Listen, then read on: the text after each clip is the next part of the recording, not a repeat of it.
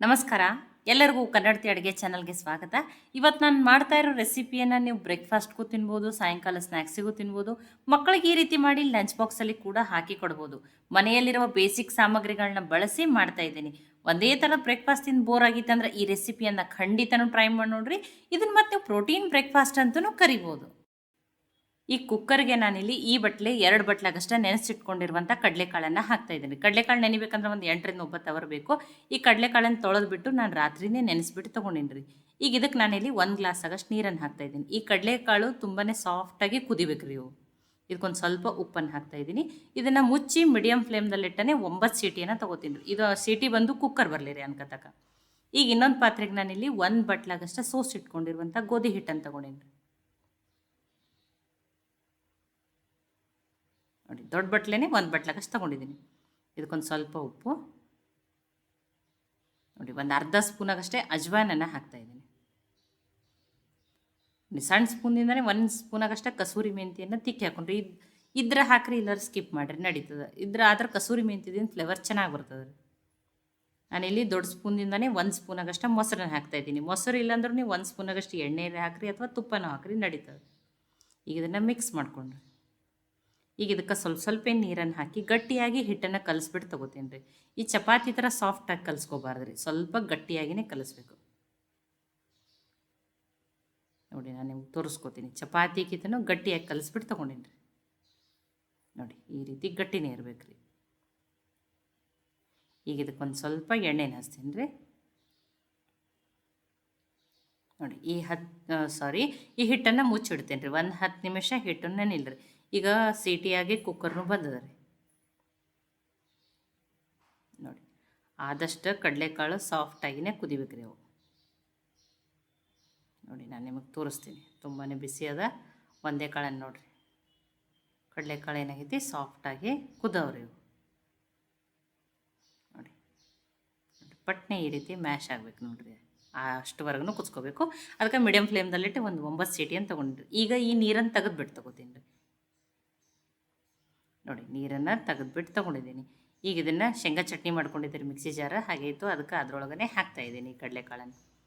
ನೋಡಿ, ಈಗ ಇದನ್ನು ತರಿಯಾಗಿಯೇ ಗ್ರೈಂಡ್ ಮಾಡ್ಕೋತೀನಿ ರೀ. ನೋಡಿ, ತರಿಯಾಗಿ ಗ್ರೈಂಡ್ ರೆಡಿಯಾಗಿದೆ.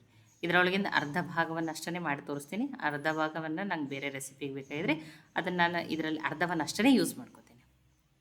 ಈಗ ಅದನ್ನೂ ಸೈಡಿಗೆ ಇಟ್ಟೀನಿ ರೀ. ಪ್ಯಾನ್ಗೆ ನಾನಿಲ್ಲಿ ದೊಡ್ಡ ಸ್ಪೂನಿಂದನೇ 1 ಸ್ಪೂನಾಗಷ್ಟು ಎಣ್ಣೆನ ಹಾಕ್ತಾಯಿದ್ದೀನಿ. ಎಣ್ಣೆ ಕಾಯ್ದ್ಮೇಲೆ ಒಂದು ಅರ್ಧ ಸ್ಪೂನಾಗಷ್ಟು ಜೀರಿಗೆ ಫ್ರೈ ಆಗಲಿ. ಜೀರಿಗೆ ಫ್ರೈ ಆದ್ಮೇಲೆ ಸ್ವಲ್ಪ ಇಂಗನ್ನು ಹಾಕ್ತೀನಿ. ಟೇಸ್ಟು ಚೆನ್ನಾಗಿ ಬರ್ತದೆ ಮತ್ತು ಹಿಂಗೆ ಡೈಜೆಷನ್ಗೂ ಒಳ್ಳೆಯದು. ಒಂದು ಮೀಡಿಯಮ್ ಸೈಜದ ಈರುಳ್ಳಿಯನ್ನು ಸಣ್ಣದಾಗಿ ಕಟ್ ಮಾಡಿ ಹಾಕ್ತಾಯಿದ್ದೀನಿ.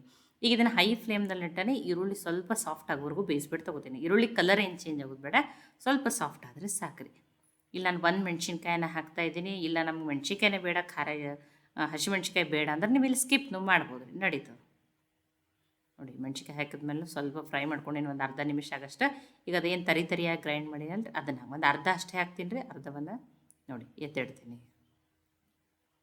ನೋಡಿ, ಆ ಈರುಳ್ಳಿ ಜೊತೆನೂ ಮೀಡಿಯಮ್ ಫ್ಲೇಮ್ದಲ್ಲಿಟ್ಟನೆ 1 ನಿಮಿಷ ಆಗಷ್ಟೇ ಬೇಯಿಸ್ಬಿಟ್ಟು ತೊಗೋತೀನಿ ರೀ. ಅದು ಹೆಂಗಿದ್ರು ಕುದ್ದಿರ್ತದಲ್ರಿ, ಅದಕ್ಕೇ ಈರುಳ್ಳಿ ಜೊತೆ 1 ನಿಮಿಷ ಆಗಷ್ಟೇ ಅದನ್ನು ಬೇಯಿಸ್ಬಿಟ್ಟು ತೊಗೊಂಡೀನಿ.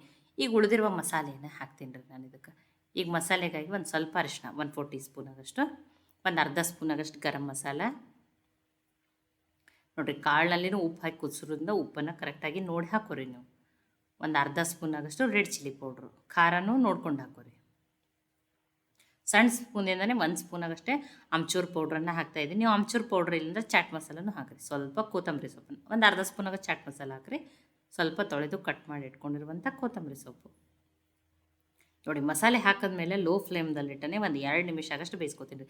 ಮಸಾಲೆ ಎಷ್ಟು ಚೆನ್ನಾಗಿ ಬೇಯ್ತದೆ, ಸ್ಟಫಿಂಗ್ನು ಅಷ್ಟು ಚೆನ್ನಾಗೇ ಆಗ್ತದೆ ರೀ ಅದು.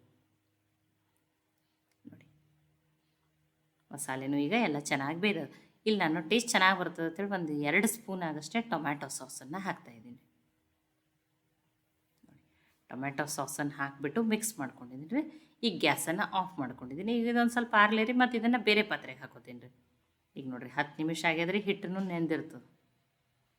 ನೋಡಿ, ಈ ರೀತಿ ಸ್ವಲ್ಪ ಗಟ್ಟಿನೇ ಕಲಿಸ್ಕೊರಿ. ಈಗೆಲ್ಲ ಸಣ್ಣ ಸಣ್ಣ ಉಳ್ಳಿಗಳನ್ನ ಮಾಡ್ಕೋತೀನಿ ನೋಡಿರಿ. ನೋಡಿ, ಗಟ್ಟಿನೇ ಅದ್ರಿ, ಚಪಾತಿ ಥರ ಸಾಫ್ಟಾಗಿ ಕಲಿಸ್ಕೊಬಾರ್ದ್ರಿ ಅದನ್ನು. ನೋಡಿ ಮತ್ತು ನಾನು ಯಾಕೆ ಹಿಟ್ಟನ್ನು ಗಟ್ಟಿ ಕಲಿಸ್ಕೋಬೇಕಂತಲೇ ಹೇಳ್ತೀನಿ ನಿಮಗೆ ಆಮೇಲೆ ಲಾಸ್ಟಿಗೆ. ನೋಡಿ ಈ ರೀತಿ ಸಣ್ಣ ಸಣ್ಣ ಉಳ್ಳಿಗಳನ್ನೇ ಮಾಡ್ಕೊಳ್ರಿ. ನೋಡಿ ಒಮ್ಮೆಲೆ 5 ಉಳ್ಳಿಗಳನ್ನ ರೆಡಿ ಮಾಡ್ಕೊಂಡಿದ್ದೀನಿ. ಈಗ ಒಂದನ್ನು ನೋಡಿರಿ ಸಣ್ಣ ಸಣ್ಣ ಉಳ್ಳಿದು ಎಲೆಯನ್ನು ನೋಡಿರಿ, ಅಂದ್ರೆ ಈಗ ಇದನ್ನು ಪುರಿಯಷ್ಟು ತೆಳುವಾಗಿನೇ ಲಟ್ಟಿಸ್ಬಿಟ್ಟು ತೊಗೋತೀನಿ ರೀ. ನೋಡಿರಿ ಭಾಳ ದಪ್ಪನೂ ಇರಬಾರ್ದು, ಟೇಸ್ಟ್ ಚೆನ್ನಾಗತ್ತೋದಿಲ್ಲ. ಇದು ಎಷ್ಟು ತೆಳು ಇರ್ತದಲ್ಲ ಟೇಸ್ಟ್ ಅಷ್ಟೇ ಚೆನ್ನಾಗಿ ಬರ್ತದೆ ರೀ. ಅದಕ್ಕೆ ತೆಳುವಾಗಿ ಸಣ್ಣ ಸಣ್ಣ ಉಳ್ಳಿ ಹಿಡ್ಕೊಂಡು ತೆಳುವಾಗಿನೇ ಲಟ್ಟಿಸ್ಬಿಟ್ಟು ತೊಗೊರಿ. ನಾನು ನಿಮಗೆ ತೋರಿಸ್ತೀನಿ ನೋಡಿರಿ ಎಷ್ಟು ತೆಳು ಲಟ್ಸ್ಕೊಂಡೀನಿ ಅಂತೇಳಿ. ನೋಡಿರಿ ಈ ರೀತಿ. ಈಗ ಸ್ಟಫಿಂಗನ್ನು ನಾನು ಬೇರೆ ಪಾತ್ರೆಗೆ ಹಾಕ್ಕೊಂಡಿದ್ದೆ, ಈಗ ಇದನ್ನು ಹಾಕ್ತೀನಿ ನೋಡಿರಿ. ನೋಡಿರಿ ಆ ಎಲೆ ತಕ್ಕಂಗೆ ನೋಡಿಬಿಟ್ಟು ಹಾಕೋರಿ ನೀವು. ನೋಡಿರಿ ಈಗ ಮೋದಕ ಮಾಡ್ತಿರ್ತೀವಲ್ಲ ದಂಡಿಂದ ಈ ರೀತಿ ನೀಟಾಗಿ ಫೋಲ್ಡ್ ಮಾಡಿಕೊಂಡು ನೋಡಿರಿ ಇಷ್ಟೇ. ಈ ರೀತಿ ಫೋಲ್ಡ್ ಮಾಡಿಬಿಟ್ಟು ನೋಡಿರಿ ಆ ಎಕ್ಸ್ಟ್ರಾ ಇರೋ ಹಿಟ್ಟನ್ನು ಅಲ್ಲೇ ಮಡಿಚಿಬಿಟ್ಟು ನೋಡಿರಿ ಈ ರೀತಿ ನೀಟಾಗಿ ನೋಡಿರಿ ಪ್ರೆಸ್ ಮಾಡಿರಿ. ನೋಡಿ ಎರಡು ಕಡೆಯೂ ನೀಟಾಗಿ ಪ್ಯಾಕ್ ಆಗಿದೆ. ಈಗ ಒಂದನ್ನು ಮಾಡಿ ತೋರಿಸಿದ್ದೀನಿ, ಇನ್ನೊಂದನ್ನು ಮಾಡಿ ತೋರಿಸ್ತೀನಿ ರೀ. ನೋಡಿ ಕಡಲೆಕಾಳು ತುಂಬಾ ಪ್ರೋಟೀನ್ ಇರುವಂಥದ್ದು ಕಾಳು. ಕಾಳನ್ನು ಕುದಿಸ್ಬಿಟ್ಟು ಅಥವಾ ಉಪ್ಪು ಹಾಕಿ ಒಗ್ಗರಣೆ ಹಾಕಿ ಪ್ರೋಟೀನ್ ಅಂತ ಹೇಳಿ ತಿನ್ನಂದ್ರೆ ಮಕ್ಳಿಗೂ ಆಗಲ್ಲ, ದೊಡ್ಡವ್ರಿಗೂ ಆಗಲ್ಲ ರೀ. ಸ್ವಲ್ಪ ತಿನ್ಬೋದು ಅಷ್ಟೇ, ಒಂದು ಅರ್ಧ ಬಟ್ಲಾಗಷ್ಟು ಕಾಳನ್ನು. ಆದರೆ ಈ ರೀತಿ ಮಾಡಿಕೊಟ್ರೆ ಮಕ್ಕಳಿಗೆ ಅಷ್ಟೇ ಅಲ್ಲ, ದೊಡ್ಡವ್ರು ಕೂಡ ತುಂಬಾ ಇಷ್ಟ ಆಗ್ತದೆ. ಮತ್ತು ಇದು ಹೆಲ್ದಿ, ಟೇಸ್ಟಿ ಮತ್ತು ಪ್ರೋಟೀನ್ ಇರುವಂಥ ಬ್ರೇಕ್ಫಾಸ್ಟ್ ಅಂತಲೂ ಕರಿಬೋದು. ನೋಡಿ ಮಕ್ಕಳಿಗೆ ಈ ರೀತಿ ಮಾಡಿ ಡಿಫ್ರೆಂಟಾಗಿ ಲಂಚ್ ಬಾಕ್ಸಲ್ಲಿ ಕೂಡ ಹಾಕಿ ಕೊಡ್ಬೋದು. ನೋಡಿರಿ ಒಮ್ಮೆಲೆ ನಾನು 5 ರೆಡಿ ಮಾಡಿ ಇಟ್ಕೊಂಡಿದ್ದೀನಿ. ಆಲ್ರೆಡಿ ಪ್ಯಾನನ್ನು ಕಾಯ್ಲಿಕ್ಕೆ ಇಟ್ಟೀನಿ ರೀ. ಈಗ ಒಂದು 2 ಸ್ಪೂನ್ ಆಗಷ್ಟೇ ಎಣ್ಣೆಯನ್ನು ಹಾಕ್ತಾಯಿದ್ದೀನಿ. ಕಡಿಮೆ ಎಣ್ಣೆಯಲ್ಲೇ ಮಾಡಿ ತೋರಿಸ್ತಾ ಇದ್ದೀನಿ. ಅಥವಾ ಸಾಯಂಕಾಲ ಮಳೆ ಬರೋ ಮುಂದೆ ಏನಾದರೂ ಸ್ನ್ಯಾಕ್ಸ್ ತಿನ್ಬೇಕು ಅನ್ನಿಸ್ತಿರ್ತದೆ, ಈ ರೀತಿ ಮಾಡಿಕೊಂಡು ಹೆಲ್ದಿಯಾಗಿನೂ ತಿನ್ಬೋದು. ನೋಡಿ ನೀವೇನು ಮಾಡ್ಬೋದು, ಎಷ್ಟು ತುಂಬ ಲಾಂಗ್ ವಿಡಿಯೋ ಅದ ಅಂತ ಅನ್ನಿಸ್ತದೆ. ಇದು ವಿಡಿಯೋ ಮಾಡೋ ಮುಂದೆ ಸ್ಟೆಪ್ ಬೈ ಸ್ಟೆಪ್ ನೀಟಾಗಿ ತೋರಿಸ್ಬೇಕಂತ ಹೇಳಿ ಅದು ವಿಡಿಯೋ ನಿಮಗೆ ಏನು ಅನ್ನಿಸ್ತಿರ್ತದೆ, ದೊಡ್ಡದು ಅನ್ನಿಸ್ತಿರ್ತದೆ. ನೀವು ಮಾಡೋಕ್ಕತ್ರ ಇದು ಬೇಗನೆ ಮುಗೀತದೆ ರೀ. ನೀವು ಮಾಡಿನೂ ನೋಡಿರಿ. ನೋಡಿ ಒಂದು ಸೈಡ ಮೀಡಿಯಮ್ ಫ್ಲೇಮ್ದಲ್ಲಿ ಇಟ್ಟೇ ಬೇಯಿಸ್ಬಿಟ್ಟು ತೊಗೊಂಡಿದ್ದೀನಿ. ನೋಡಿರಿ ಎಷ್ಟು ಕ್ರಿಸ್ಪಿ. ಅದಕ್ಕೇ ನೋಡಿರಿ ಗಟ್ಟಿಯಾಗಿ ನೀವು ಹಿಟ್ಟನ್ನು ಕಲಿಸ್ಕೊಂಡ್ರೆ ಈ ರೀತಿ ಕ್ರಿಸ್ಪಿಯಾಗಿ ಬರ್ತದೆ. ನೀವು ಹಿಟ್ಟನ್ನೇ ಸಾಫ್ಟ್ ಕಲಿಸ್ಕೊಂಡ್ರೆ ಕ್ರಿಸ್ಪಿಯಾಗಿ ಅಥವಾ ಇದಕ್ಕಿಂತ ಜಾಸ್ತಿನೇ ಕ್ರಿಸ್ಪಿ ಬೇಕಂದ್ರೆ ನೀವು ಒಂದು ಹಿಟ್ಟಿನಲ್ಲಿನೂ ದೊಡ್ಡ ಸ್ಪೂನಿಂದನೇ 1 ಸ್ಪೂನ್ ಆಗಷ್ಟು ಚಿರೋಟಿ ರವೆಯನ್ನು ಹಾಕಿಬಿಟ್ಟು ಕಲಿಸ್ರು ನಡೀತದೆ ರೀ. ನೋಡಿ 2 ಸೈಡ್ ಬೇಯಿಸಿದ ಮೇಲೂ ಈ ರೀತಿ ಸೈಡ್ಸ್ನಿಂದನೂ ಹಿಟ್ಟು ಹಸಿ ಉಳಿಲಾರ್ದಂಗೆ ನೀಟಾಗಿಯೇ ನೀವೇನು ಮಾಡಿರಿ ಈ ಎಣ್ಣೆಯಲ್ಲಿ ಫ್ರೈ ಮಾಡಿ ತೊಗೊರಿ ಅಥವಾ ಬೇಯಿಸ್ಬಿಟ್ಟು ತೊಗೊರಿ ಚೆನ್ನಾಗಿ. ಅಷ್ಟೇ ಕಡಿಮೆ ಎಣ್ಣೆಯಲ್ಲಿ ಒಂದು 2 ಸ್ಪೂನ್ದಲ್ಲೇ ಮಾಡಿ. ನೋಡಿರಿ ಎಷ್ಟು ಚೆನ್ನಾಗಿ ಎಲ್ಲ ಸೈಡ್ಸಿಂದನೂ ಬೇಯಿಸ್ಬಿಟ್ಟು ತೊಗೊಂಡಿನಿ. ಬಿಸಿ ಬಿಸಿ ಟೇಸ್ಟಿಯಾಗಿರುವಂಥ ಕಡಲೆಕಾಳಿನ ಕಚೋರಿ ಅಂತಲೂ ಕರಿಬೋದು. ನೋಡಿರಿ ಕಡಿಮೆ ಎಣ್ಣೆಯಲ್ಲಿ ಟೇಸ್ಟಿ ನೋಡಿರಿ ನಾನು ನಿಮ್ಗೆ ಕಟ್ ಮಾಡಿಬಿಟ್ಟು ತೋರಿಸ್ತೀನಿ ಎಷ್ಟು ಚೆನ್ನಾಗಿ ಬಂದವು. ಗೋಧಿ ಹಿಟ್ಟಿನಿಂದ ಮಾಡಿದ, ಕಡಲೆಕಾಳು ಬಳಸಿನೂ ಮಾಡಿದ, ಟೇಸ್ಟಿನೂ ಅದ, ಹೆಲ್ದಿನೂ ಅದ. ನೋಡಿರಿ ಎಷ್ಟು ಪರ್ಫೆಕ್ಟಾಗಿ ಬಂದವು. ನೋಡಿರಿ ಎಷ್ಟು ಚೆನ್ನಾಗಿ ಬಂದವು. ನೋಡಿ ಬಿಸಿ ಬಿಸಿ ಒಂದು ಸಾಸ್ ಜೊತೆ ನೀವು ಇದನ್ನು ಸರ್ವ್ ಮಾಡ್ಬೋದು. ನೋಡಿ ನಾನು ನಿಮ್ಗೆ ಕಟ್ ಮಾಡಿಬಿಟ್ಟು ತೋರಿಸ್ತೀನಿ.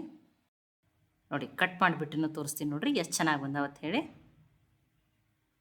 ನೋಡಿ ಟೇಸ್ಟಿನೂ ಅದ, ಹೆಲ್ದಿನೂ ಅದ. ನೋಡಿರಿ ಸ್ಟಫಿಂಗ್ ಎಷ್ಟು ಚೆನ್ನಾಗಿ ಬಂದೈತಿ.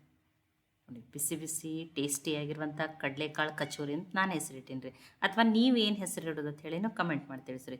ನೀವು ಇದನ್ನು ಸಾಸ್ ಜೊತೆನೂ ಸರ್ವ್ ಮಾಡ್ಬೋದು. ಇಲ್ಲ ನಮ್ಗೆ ಸಾಸ್ ಬೇಡ, ಇಷ್ಟ ಇಲ್ಲ ಅಂದ್ರೆ ನೀವು ಗ್ರೀನ್ ಚಟ್ನಿ ಜೊತೆನೂ ಇದನ್ನು ತಿನ್ಬೋದು. ತುಂಬಾ ಟೇಸ್ಟಿಯಾಗಿರುವಂಥ ರೆಸಿಪಿ ರೀ. ಈ ರೆಸಿಪಿ ನಿಮಗೆ ಇಷ್ಟ ಆಗಿದ್ರೆ ಲೈಕ್ ಮಾಡಿ, ಶೇರ್ ಮಾಡಿ, ಕಮೆಂಟ್ ಮಾಡಿರಿ. ಖಂಡಿತನೂ ಟ್ರೈ ಮಾಡಿ ನನಗೆ ಹೆಂಗೆ ಬಂದಿತ್ತು ತಿಳಿಸ್ರಿ. ಮತ್ತೆ ಒಳ್ಳೆಯ ರೆಸಿಪಿ ಜೊತೆ ಸಿಗೋಣ. ಎಲ್ಲರಿಗೂ ಧನ್ಯವಾದಗಳು.